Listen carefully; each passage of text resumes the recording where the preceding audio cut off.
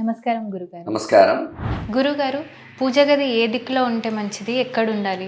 పూజా గది అంటే పూజామందిరం ప్రతి ఇంటికి కూడా ఈశాన్యం దేవతాస్థానం అని చెప్పబడి, అందువల్ల తూర్పు ఈశాన్యం, ఉత్తర ఈశాన్యం ఈ స్థానంలో కనుక దేవుడి మందిరాన్ని పెట్టుకున్నట్లయితే చాలా విశేషమైన ఫలితాలు వస్తూ ఉంటాయి.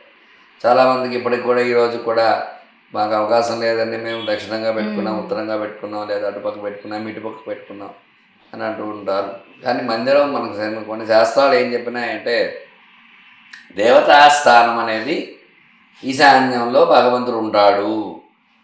ఖచ్చితంగా ఆ ఈశాన్యం వైపు మనం అక్కడ ఈశాన్యంలో దేవతా మందిరం నిర్మించుకున్నట్లయితే, లేదంటే తూర్పు రాజ్యస్థానం, తూర్పు స్థానం రాజస్థాన్ ఇంద్రస్థానం, ఆ తూర్పులో కానీ ఈశాన్య మూల కానీ లేదా ఉత్తరం వైపు కానీ, ఉత్తరం కుబేర స్థానం, ఉత్తరం వైపు పెట్టుకుంటే దేవుడి మందిరం కుబేరం, ధనానికి లోటు లేకుండా ఉంటుంది. తూర్పు స్థానంలో పెట్టుకుంటే రాజ్యాలు, పదవులు అవన్నీ రావటము, మంచి పొజిషన్స్ ఉండటం. ఇట్లా ఈశాన్యంలో పెడితే దేవతల అందరూ అనుగ్రహం. ఈశాన్యం దేవతలకు ఇష్టమైన ప్రదేశం ఏమిటి? ఈశాన్యం.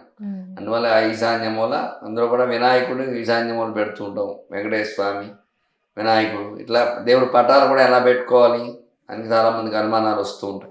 దేవుడి పటాలు కూడా ఎట్లా పెడితే అట్లా పెట్టేసుకోకూడదు. ఇందులో కులదేవత ఎవరైతే ఉన్నారో ఆ కులదేవత మధ్యలో పెట్టుకోవాలి. అలాగే ఇష్టమైన దేవతలు ఉంటారు. ఈశాన్యంలో కంపల్సరీ గణపతి, అట్లాగే లక్ష్మీ అమ్మవారు, వెంకటేశ్వర స్వామి, ఇవన్నీ కూడా 1 by 1గా పెట్టుకుని చక్కగా ఇక దేవతా పటాలు పెట్టుకోవడము. ఎప్పుడైతే మనం అలా చేసుకుంటామో ఆ దేవతల అనుగ్రహం అనేది మనకు వస్తూ ఉంటుంది. శివపార్వతులు కొందరు ఇష్టంగా భావిస్తూ ఉంటారు. ఆ శివపార్వతి, శివుడు ఈశాన్యం వైపు ఉంటాడు, ఈశ్వరుడు. అట్లా ఎవరైతే ప్రధానంగా మనం పెట్టుకుంటామో ప్రధానమైన భగవంతుడు మధ్యలో ఉంటే విశేషమైన ఫలితం అందు కాపాడుతూ ఉంటాడు. ఎందుకంటే ఇష్టదేవత, కులదేవత, గ్రామదేవత అనే 3 రకాలుగా కూడా ఆరాధన చేస్తాం. ఇష్టదేవత ఆరాధన అంటే ప్రతి మనిషికి కూడా ఒక దేవత ఇష్టం ఉంది. దేవుడో దేవతో, నేను వెంకటేశ్వర స్వామి ఇష్టం, కొందరికి దుర్గామ్మ వారి ఇష్టం. ఆ ఇష్టం ఎవరైతే ఉంటారో ఆ ఇష్టమైన దేవుడిని ఎదుర్కొండా పెట్టుకునేసరికి ఆవిడ కూర్చోగానే అమ్మవారు వచ్చి కూర్చుంది నా ముందు అన్న భావన వాళ్ళకి వచ్చేస్తుంది. అలాగే భగవంతుడు వెంకటేశ్వర స్వామి పూజ చేస్తే వెంకటేశ్వర స్వామి నా ముందు ఉన్నాడు అన్న భావంతో అలా పూజ చేయటం వల్ల ఏమంటే స్వామి అనుగ్రహం వెంటనే ఎప్పుడైతే అర్చనా పూజ చేస్తున్నారో దానివల్ల ఆటోమేటిక్గా పవర్ జనరేట్ అయిపోతుంది. ఆ పవర్ జనరేట్ అవ్వడం వల్ల ఖచ్చితంగా మనలో ఎప్పుడైతే పవర్ జనరేట్ అవుతుందో ఆ దైవబలం అనేది వాళ్ళకి వస్తుంది. దానివల్ల మన ఎదురుకుండా మూర్తి ఉన్నాడు అన్న భావన మనకి ఎప్పుడైతే ఉందో మనకి అదే 100 రెట్లు బలం. మనకు నచ్చిన వాళ్ళు ఎదురుకుండా ఉన్నారండి, మనకి ఎలాంటి సమస్యలు ఉండవు. ఎందువల్ల అంటే ఆ సమస్యల నుంచి బయటపడే శక్తి భగవంతుడు మనకి ఇచ్చేస్తాడు.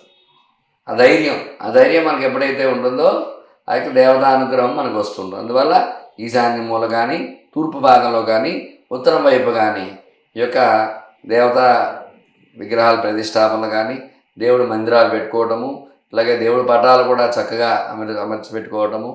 చాలామందికి కొందరికి చాలా అనుమానాలు వస్తుంటాయి. ఏమండి బల్ల మీద బల్ల పెట్టి దేవుడి మందిరాలు, దేవుడి పటాలు పెట్టుకుంటాం అంటే దేవుడి మీద దేవుడిని పెట్టచ్చా అని కూడా చాలామంది ప్రశ్నలు వేశారు నన్ను. అందువల్ల దేవుడి మీద దేవుడు పెట్టచ్చా అంటే భగవంతుడు ఎక్కడ లేడు. మనకు భాగవతం ఏం చెప్తోంది? ఇందుగలడందులేడని సందేహంబు వలదు చక్రి సర్వోపగతుండు ఎందెందు వెతికి చూచినన్ అందందే గలడు ఓ దానవాగుజం వింటే అని భాగవతం మనకి చెప్తోంది. అంటే అన్నిటి ఎందు పరమాత్మ భగవంతుడు ఉన్నాడు. అందువల్ల ఎందులో వెతికినా భగవంతుడు ఉన్నాడు. ఈశ్వరుడు యొక్క నామం స్థాను, అంటే కదలడానికి కూడా ప్లేస్ లేదుట. అటువంటి ఆయన ఈశ్వరుడు. స్థానవే నమః అని నామం, ఈశ్వరుడు నామం. స్థానం అంటే కదలడానికి కూడా ప్లేస్ లేదు. అంటే అంతా వ్యాపించేశాడు. సర్వవ్యాపినం ఈశానం రుద్రం వై విశ్వరూపిణం. ఈ గోడలో ఈశ్వరుడు ఉన్నాడని చూసుకుంటే ఈశ్వరుడు కనబడతాడు. ఈ పుష్పాల్లో ఎక్కడ చూసినా సరే, ఎందులో చూసినా సరే ఆ పరమాత్మ ఉన్నాడన్న భావన మనం కలగజేసుకుంటే అన్నిటి యందు పరమాత్మ ఖచ్చితంగా ఉంటాడు. అందువల్ల దేవతా స్థానం ఈ తూర్పు భాగంలో, ఈశాన్య భాగంలో దేవుడి మీద దేవుడు పెట్టామన్న భావన, అట్లాంటి భావన ఏమీ కలగజేసుకోక్కర్లేదు. దేవుడిని ఎలా పెట్టినా ఎలా చేసినా దేవుడు మనల్ని ఏమి చేయడు.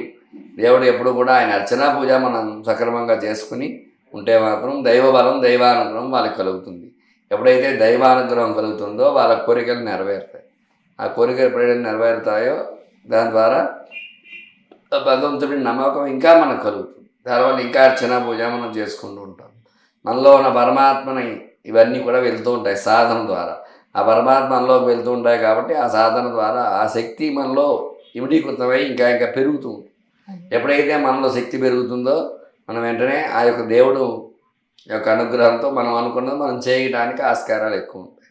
అందువల్ల తూర్పు భాగంలో, ఈశాన్య భాగంలో, ఉత్తర భాగంలో ఈ 3 ప్రదేశాల్లో దేవుడిని పెట్టుకోవడం చాలా ఉత్తమం అన్నమాట. చాలా చక్కగా చెప్పారు గురుగారు. ధన్యవాదాలు. ధన్యవాదాలు.